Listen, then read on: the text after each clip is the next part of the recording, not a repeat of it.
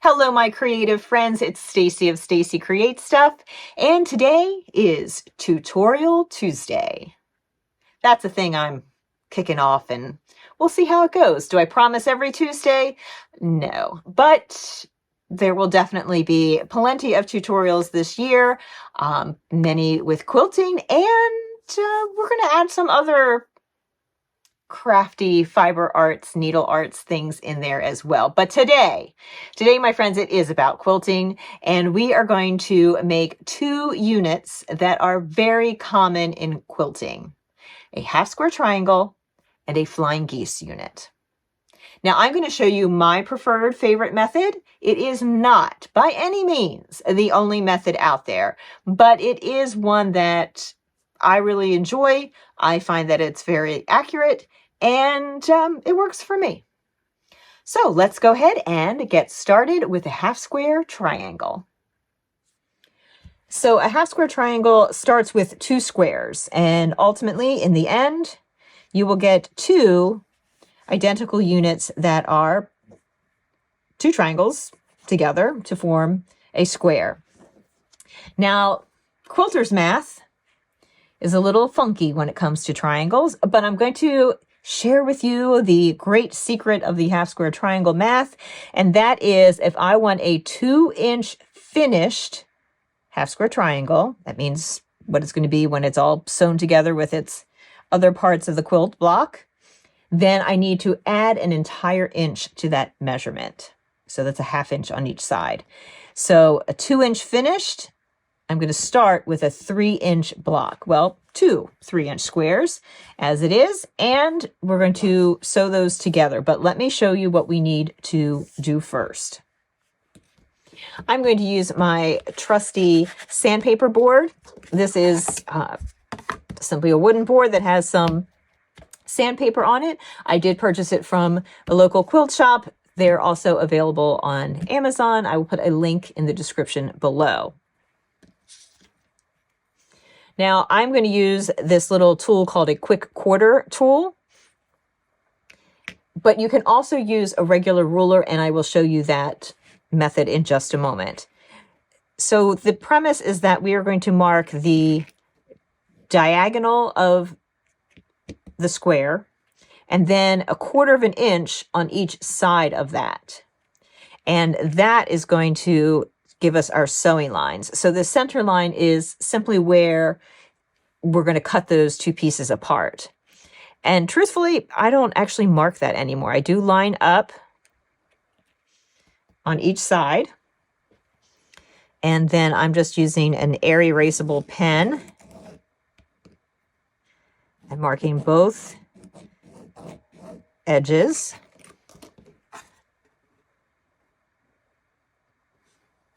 My pen's a little faint, but I'll be able to see it on the board. The reason I like marking on the sandpaper board is that my square doesn't move. So I'm just making those a little more pronounced so that you can see them. Now, when I go to take this to the sewing machine, and I will, of course, be sandwiching both of these pieces together, then rather than sewing right on the line, I am going to sew just inside of the line on both of them. So towards the center on that. That just gives me a little extra leadway. You don't need to have a perfect 1/4 inch because you just don't. It's not like you're lining up things and from that 1/4 inch you are sewing. So now that we've marked both lines, we're good to go. I am just going to quickly show you, though, what it's like to mark on a square that is not on the sandpaper. You don't need to mark both sides. Can you see that the fabric it's pulling, and yeah, my line's it's going askew. So that is why I like the sandpaper board. Now, I did promise you that I would show you, if you don't have the quick quarter rule, what you can do. And that is that you are going to just take your regular ruler.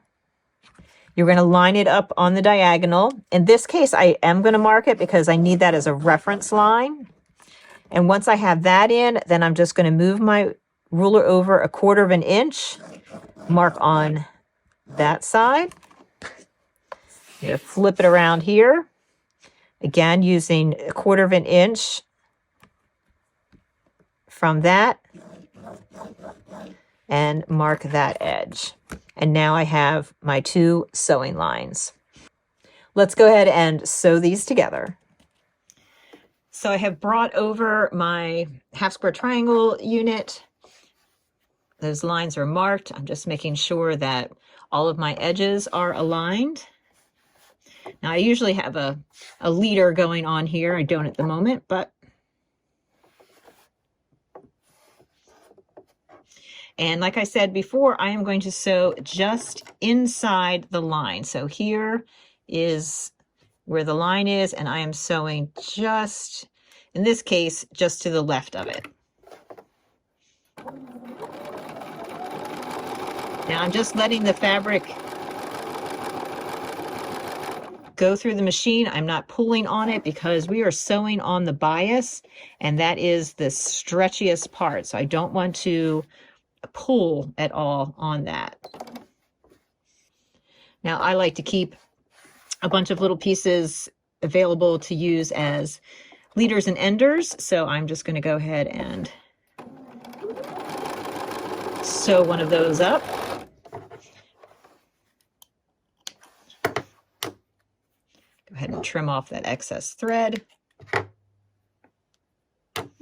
So I have one side sewn. Here is how one half square triangle is going to come out. Now I'm going to go ahead and sew on the other side. If I'm doing a whole bunch of these, I will chain piece them just as I've added this little leader ender. I would just continue to keep putting half square triangle units through.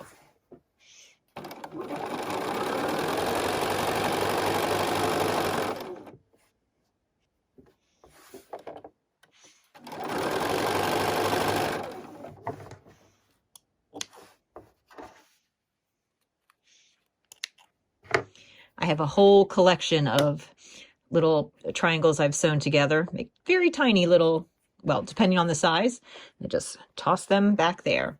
So now that we have our unit sewn on both sides, I am simply going to cut that apart.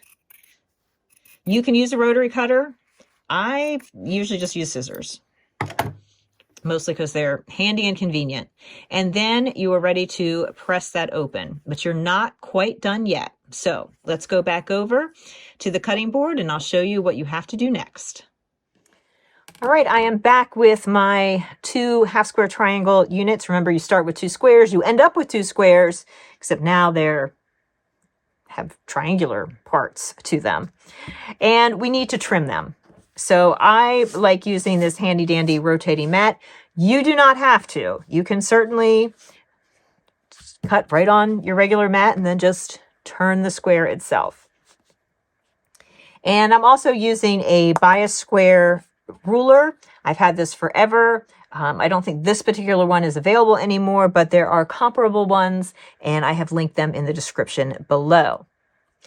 What's important is that you align on the diagonal between the 2 triangles, and that is your sort of station point that you want to work from.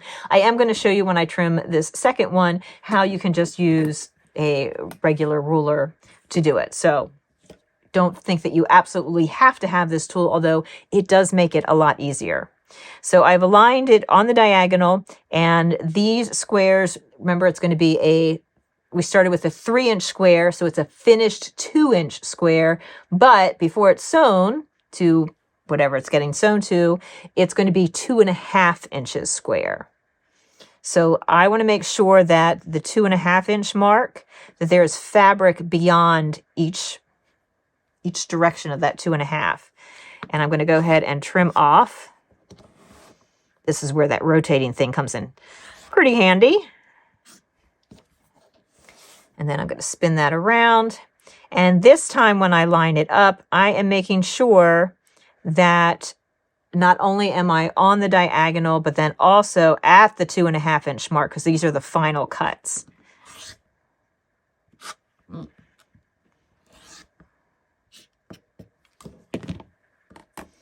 And there we have one half square triangle ready to go in whatever project it's going to. So now let me show you how you can just use a regular ruler. Most rulers, regular, cutting rulers, have a 45-degree mark on them. So you want to make sure your ruler has at least that. And you are going to align that one of those 45-degree angles on that seam that divides the two fabrics there. Now here's where you have to, do a little math yourself here. So 1, 2, a little more than a half. So that's good. You can just maneuver it a little bit. And I have a little, that's 2.5 inches from the edge. I have a little bit more there. Now, obviously I can't cut here. I can only cut on this one side, and that's fine. So I'm going to cut that. Now I'm going to turn my ruler because there are two 45-degree angles, and now I need to be able to trim that edge. And so I am, again, aligning my 45-degree angle between those two fabrics. And this, I can make sure that the edge that I just cut is aligned right here, because that's where the point of these lines intersect. So now I'm going to go ahead and trim off that part. All right, turn it around. And we're repeating the process. So I'm turning this back around again, lining that up. Now this time I need to make sure that I am 2.5 inches and that 2.5 inch mark is on the edge of that cut fabric that I cut previously, while at the same time making sure that I'm still on that 45-degree angle.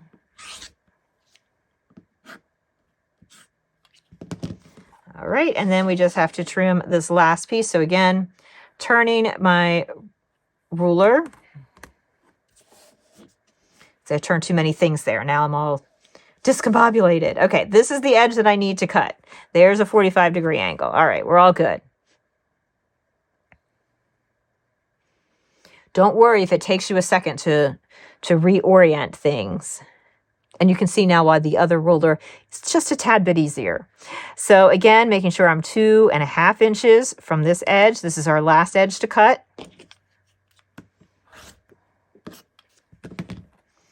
And now we have another 2.5 inch trimmed half square triangle that will finish out to 2 inches square.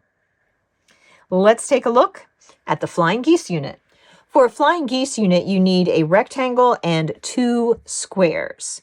Now, Quilter's math for flying geese is that you want to take your finished rectangle size. So in this case, 2 by 4. And by the way, whatever the shorter side is, the longer side is twice that on the finished size, not the cut size of the rectangle, the finished size. So I have a 2 by 4 finished flying geese unit that I'm aiming for, which means I need to start with 1/2 inch more, 2.5 inches by 4.5 inches. So 2.5 twice is 5. You don't multiply the cut dimension. You multiply the finished dimension, add your 1/2 inch. Now, the squares that I use are squares that are the same dimension as the short edge. So in this case, 2.5 inches. I have 2.5 inch squares. And the way the flying geese goes together is you sew on the diagonal. Remember, in the half square triangle, we sewed next to the diagonal, but this time we'll be sewing on the diagonal. We'll sew one, and then we will sew the other, and that makes your flying geese unit. So just like we did before, we're going to be marking our squares. Now, what's different is that this time we are marking on the diagonal, and that is where we're going to sew. Now, I could use my quick quarter tool just as a straight edge, but I also wanted to show you that you can do it with just a regular ruler, because you're just going from corner to corner, and then you're going to mark. It's really hard to see that when the ink is practically the same color as the fabric, but trust me, I can see it just fine. And I will do that on the other as well. Now, when you've been making these types of things for a long time, you probably don't even need to mark. You can just line them up on your sewing machine using the straight guides that either come with your machine, or there's all sorts of tapes and things like that that you can use. And because I have been quilting for several decades now, that is typically what I do. I don't mark my pieces. But when you are starting out, I highly recommend you take the time to mark them. All right, let's go ahead and sew the one on, and then we'll show you what that's like, and then we'll sew the other. All right, so here we are with the first sewing part of the Flying Geese unit. I know it's very hard to see especially in this light, but there is a line drawn from corner to corner. And I'm going to give you a little tip here. So the inclination is to want to start at the corner and sew to there. But I'm going to tell you that it is much easier to sew from the middle part of the rectangle towards the end. Why? Because oftentimes this fabric will get caught up and tangled underneath the needle. So if you start this way, not so much.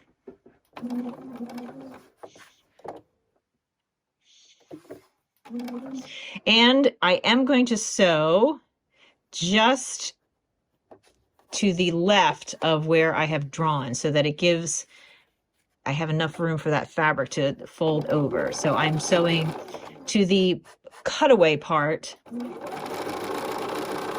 And again, we're on the bias, so I am not pulling at all. I'm just guiding it through so it doesn't go askew.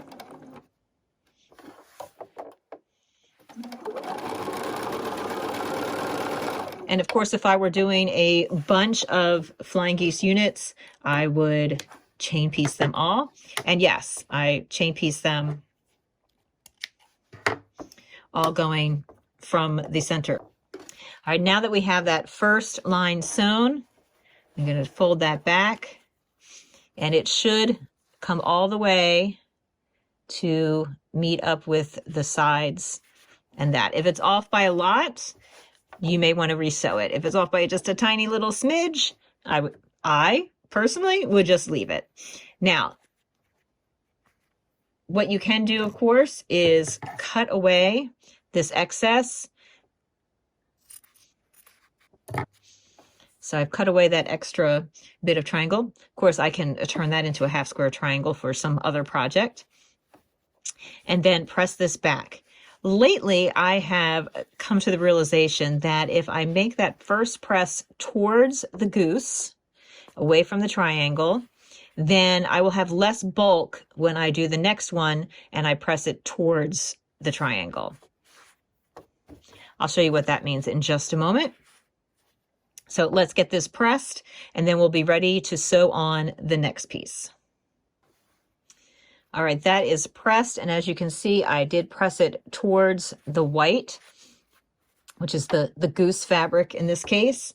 And now I'm going to take our second square. This is where the diagonal line's been drawn, and you want to make sure that you position it so that you are sewing from the center part of the goose, that it'll form a peak when you sew. If you orient the other way and you go and you sew, you will not get a goose, you will get a this, which has its place in quilting, but it isn't a Flying Goose unit. So we want to make sure that we are going to sew in the correct direction. So making sure that my square is aligned at the top, the side, and the bottom with the rectangle. I'm going to go ahead and sew. And again, this time I'm going to sew just to the right because this is the cutaway part of the unit.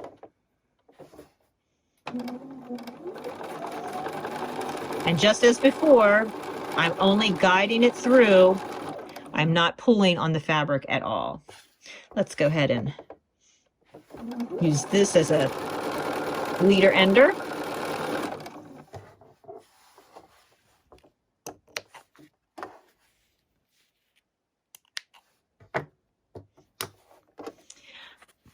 Now we can, as before, just clip this off, but I'm going to show you a little trick.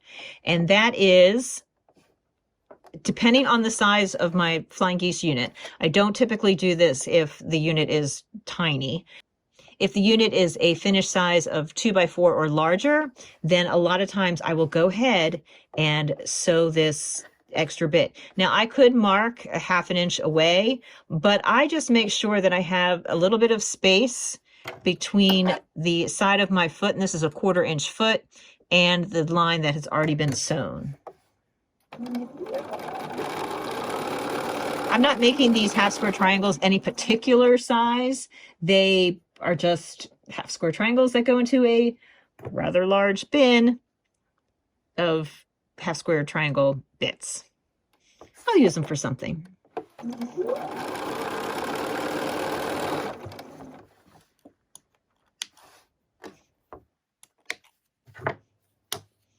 So here is a 1/2 square triangle unit that came from this half. Now I'm going to go ahead and just trim between those lines. And this time I'm going to go ahead and press towards the triangle unit, the smaller triangle unit here in the corner. Let me do that, and it will look like this on the back. That lessens the bulk that's up here. And I am back with my Flying Geese unit, and you can see how now that it's pressed, I have the first press going towards the larger triangle, and then the second press was going toward the smaller triangle, the edge triangle, and that works out perfectly. You don't typically need to do any trimming, but I can see that I have a little bit of excess over here, so I can go ahead and trim that down if I so desire. And sure, why not? Now, usually when I'm in the midst of making a quilt, yeah, I'm not doing any trimming. But if it makes you feel better to make sure that everything is aligned, you can certainly go ahead and trim. But other than that, you are all set to use your Flying Geese in your quilt block. And there we have it, my friends. 2 very common quilt units that are typically used in quilt blocks. The 1/2 square triangle, trying to get it to focus there, and the Flying Geese unit. I am using these quite a bit in my current sew along, Stars in My Garden. If you haven't already checked that out, be sure to do that, and you can find the first video right here.